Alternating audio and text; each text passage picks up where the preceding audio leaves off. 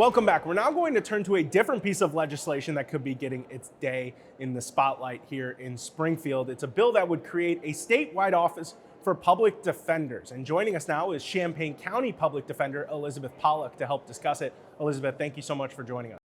Thank you for having We actually had you on last spring, probably around the same time of year, to talk about the need for this office. And this has really stemmed from the passing of the Safety Act and the just increase in volume, case volume, and an increase in amount of work that's happening on the front end of these cases now. Tell us a little bit about why a office for public defenders, a statewide office for the public defender, would be necessary and what services that could bring, especially to smaller counties across the state that don't have access to these services.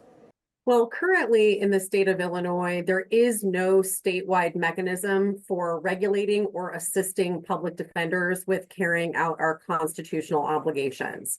Every office of the public defender is county-based.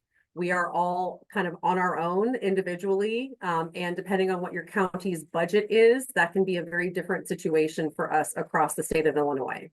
And the issue has been studied a lot over the last few years. It began with a report from the Sixth Amendment Center in 2021, and that report found that we were struggling to provide the basic level of representation that we are required to because of a lack of resources, a lack of staff, and other issues that affect pretty much every public defender office in the state. And then thankfully, the Illinois Supreme Court took up the issue, they studied it, they created a task force, and they ultimately agreed that public defenders in our state need more resources. There are too few of us, our budgets are too small, and as a result, we're not able to provide the level of representation that all of our clients deserve. And so finally now, this issue has hit the spotlight, and the FAIR Act is the result of a couple of years worth of study and negotiation between all stakeholders in the criminal justice system to better support our local public defenders.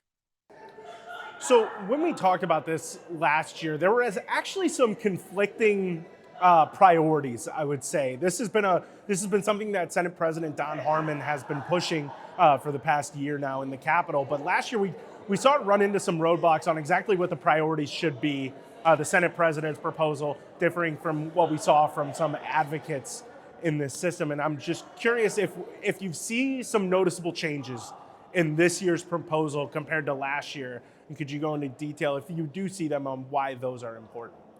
Certainly. Well, we appreciate the attention that has been paid to this issue by the Senate President and by others, including all of the co-sponsors of the FAIR Act. I think there is broad agreement between everyone that this office is a necessity. We have to provide better representation. It's a state obligation. Our clients need it, and frankly, our staff needs it because we are all exhausted. We all have way too many cases.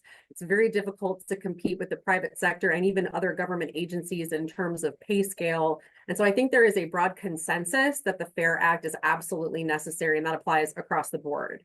The difference really between this proposal and the one that was advanced last year is the level of detail. So the parties, that being the legislators, public defenders, I know that people have spoken with judges, state's attorneys, sheriffs, everybody who has a stake in the criminal justice system has been talking about how this bill should look and what it should accomplish.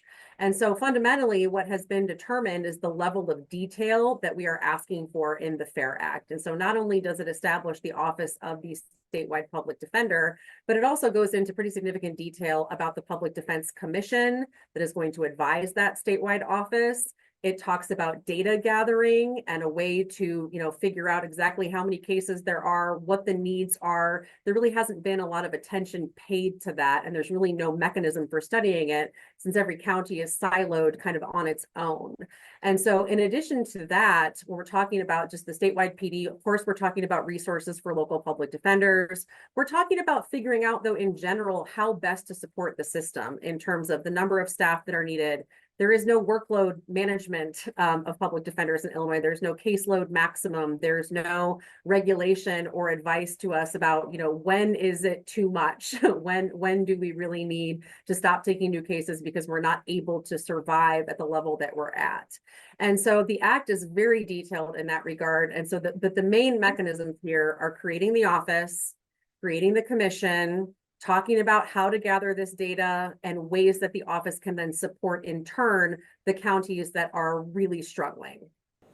So with this office, I'm curious how I mentioned it at the top. There's the implementation of the Safety Act and this recognition of just how lacking these resources were across the state, especially. And from now on, there's going to, from in the next few years especially, there's going to continue being this discussion about the elimination of cash bail, how that system gets tweaked, and how that, finding out possibly ways that there might be some changes coming down the road. And how crucial would it be to have that centralized statewide office to not just be there to help standardize rules or help provide that detail for these offices, but to also just be a presence here in this building for the public defenders of the state. And given that you mentioned the private sector, there's plenty of people advocating for them here in this building. You're pretty busy with your job. You're not making it here every day to lobby lawmakers as well. Right. Well, I think that the mechanism for data gathering and synthesizing that data and presenting it at a state level is going to be crucial in determining exactly what resources are needed and where.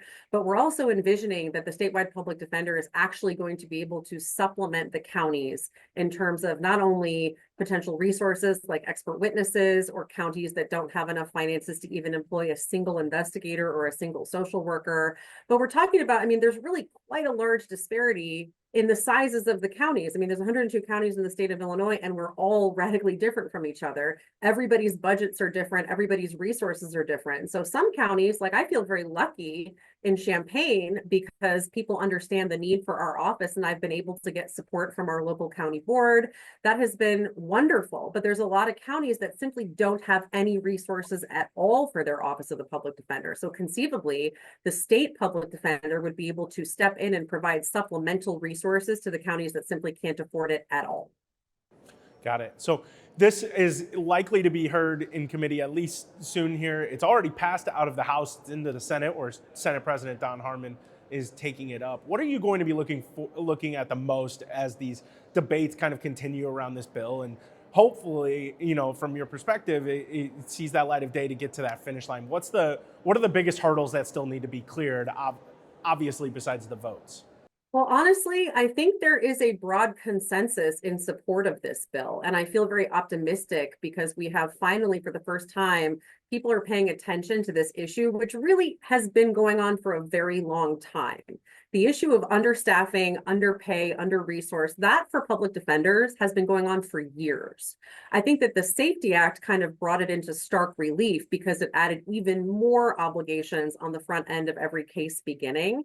And so that really made things significantly worse in terms of the resources that we have to expend. It's good for the clients. It's a good bill. And I think it is a fair bill because I think we can all agree that a person's financial status should not dictate when they should be in custody and when they shouldn't. But it certainly has increased the workload, and that has kind of put a spotlight on this issue. Everyone who has looked at this issue, from the Sixth Amendment Center to the Illinois Supreme Court to local public defenders and the Public Defender Association, I think we all agree that something like this is necessary. And this bill has been the result of a lot of negotiations between a lot of different stakeholders. I think we have reached a significant level of consensus, and I am very excited to see what happens next week. All right. Well, Elizabeth Pollock, thank you so much for joining us today. Thank you for having me. We will be right back.